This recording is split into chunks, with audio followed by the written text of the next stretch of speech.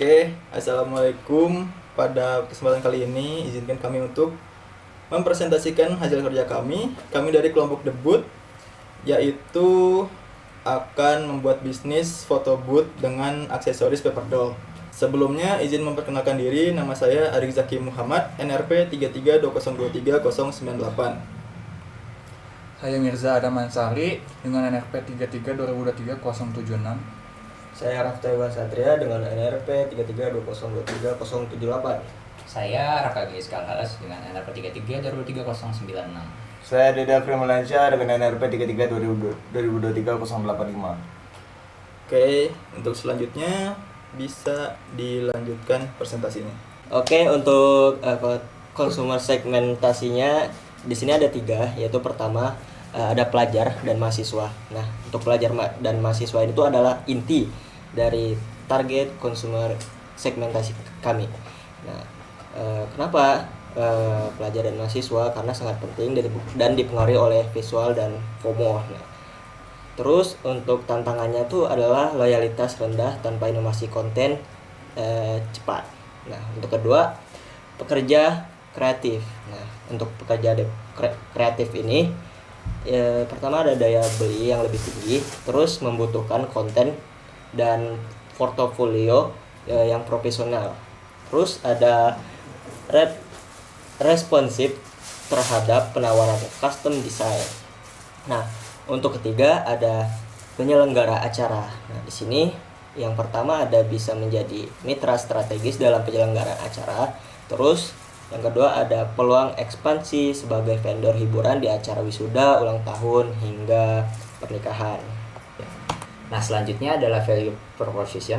Di booth ini menawarkan inovasi foto booth yang unik melalui konsep aksesori paper doll untuk memberikan diferensiasi visual yang kreatif.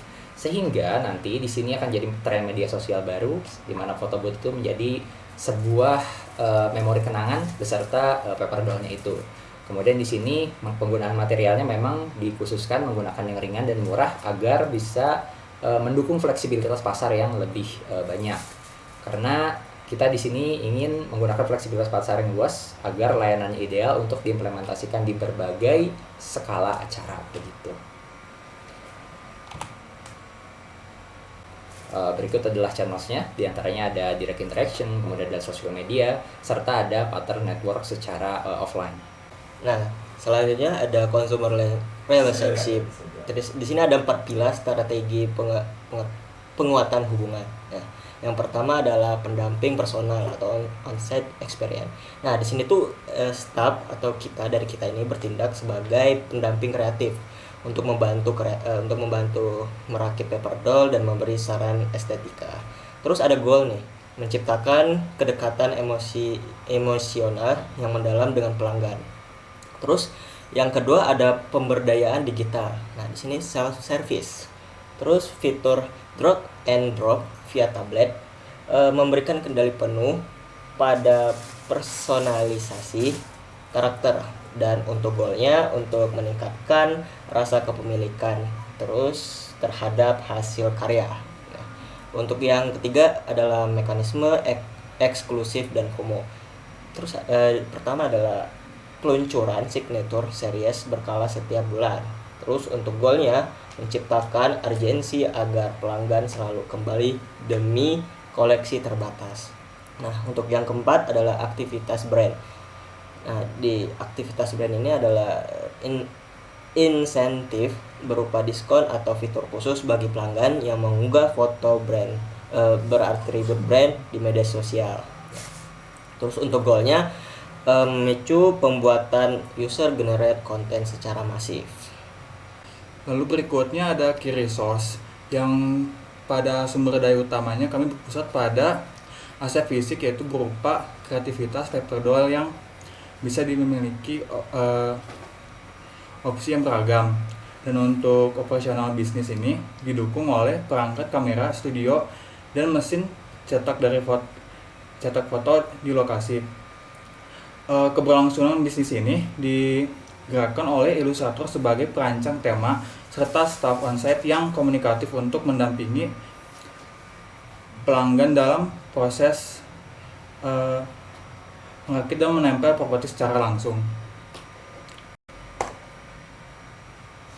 Lalu ada key activities yang terdiri dari 3 segmen, yaitu pertama ada desain, pengembangan dan tema, di mana merancang ilustrasi, karakter pakaian, dan aksesoris paper doll sesuai selera masing-masing konsumen. Yang kedua ada manajemen operasional acara on-site, di mana mengarahkan pengunjung pada memotret dan mencetak foto. Dan terakhir ada pemasaran dan konten visual, di mana melakukan sebuah promosi dengan membuat konten estetik, behind the scene, atau satisfying crafting pada media TikTok, Instagram. Oke, selanjutnya ada key partnership.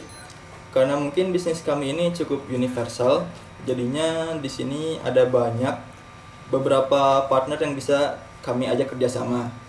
Contohnya adalah wedding atau pameran dan juga festival. Karena dari kami sendiri menawarkan adanya custom design sehingga bisa cocok untuk berbagai acara maupun kegiatan. Nah, untuk cost struktur sendiri atau biaya dari kami itu ada di pembelian dan perawatan peralatan, produksi aksesoris paper doll, transportasi menuju lokasi acara, konsumsi tim, tenaga kerja, penyewaan tempat, biaya pemasaran, dan juga penggantian peralatan apabila terjadi kerusakan. Oke, lanjut lagi kita ke revenue stream ya. Itu tuh pendapatan ini dari event yang dibuat. Jadi pendapatan terbesarnya berasal dari jasa penyewaan foto booth, bisa dari event seperti pernikahan, ulang tahun, wisuda, gathering,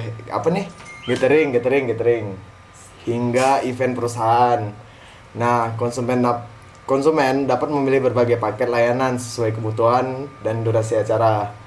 Tambahan revenue-nya berasal dari cetak foto atau tambahan file digital premium serta paket dekorasi pendukung foto booth. Nah, untuk arus pendapatannya dari service fee atau sewa foto booth, biaya jasa operasional foto booth per jam atau per event, add-on sales, custom craft, biaya tambahan untuk material craft premium, misalkan dikasih bingkai pop-up 3D, embossing, atau elemen interaktif lainnya. Nah, selanjutnya adalah analisis keterikatan antar segmen BMC. Analisis ini dalam bisnis modal kanvas ini menunjukkan integrasi yang kuat antar kreativitas dan produk kebutuhan pasar akan pengalaman personal akan tiap orang. Karena value proposition-nya berupa aksesoris paper doll yang secara langsung menjawab kebutuhan konsumer segmen generasi muda akan konten estetis di media sosial. Didukung juga oleh key activities yang berupa seperti jasa fotografi, desain kreatif sebagai pembeda dari foto booth yang lain. Nah, sehingga dengan material ekonomis, cost struktur yang efisien, sehingga revenue stream-nya bisa berkelanjutan. Ini bisa memanfaatkan momentum pergeseran tren konsumen yang lebih mengutamakan personalisasi layanan.